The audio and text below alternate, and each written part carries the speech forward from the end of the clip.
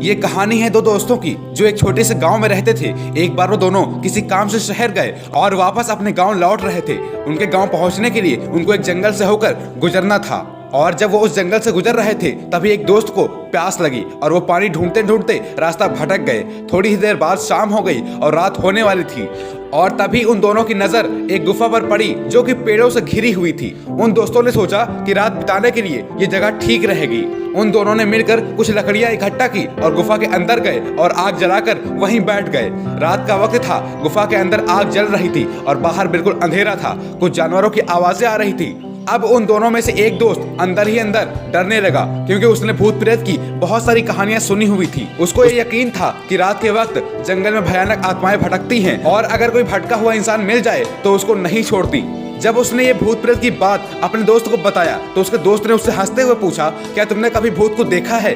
उसने जवाब दिया, नहीं, लेकिन मेरे कुछ जान पहचान वाले लोगों ने देखा है। उसके दोस्त ने उसको समझाया कि ऐसी सुनी सुनाई बातों पर विश्वास मत करो और अब तुम सो जाओ, मुझे नींद आ रही है। इतना कहकर उसका दोस्त वहीं पर लेट गया और थोड़ी देर में सो गया। लेकिन दूसरे दोस्त को नींद नहीं आ रही थी। उसको ऐसा लग रहा था कि शायद यहाँ पर कोई है जो छुपके से उसको देख रहा है। गुफा में जल रही उस आग की वजह से कुछ परछाइयां बन रही थी और वो उन परछाइयों को देखकर डर रहा था।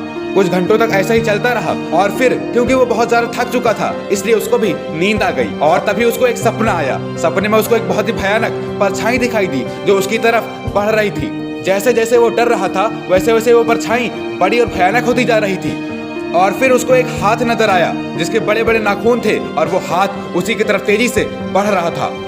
वो हाथ उसके गले तक पहुंचने ही वाला था कि तभी अचानक से उसकी आंख खुल गई। उसने जल्दी से अपने दोस्त को जगाया और वो सारी बातें अपने उस दोस्त को बताया कि उसके साथ क्या हुआ।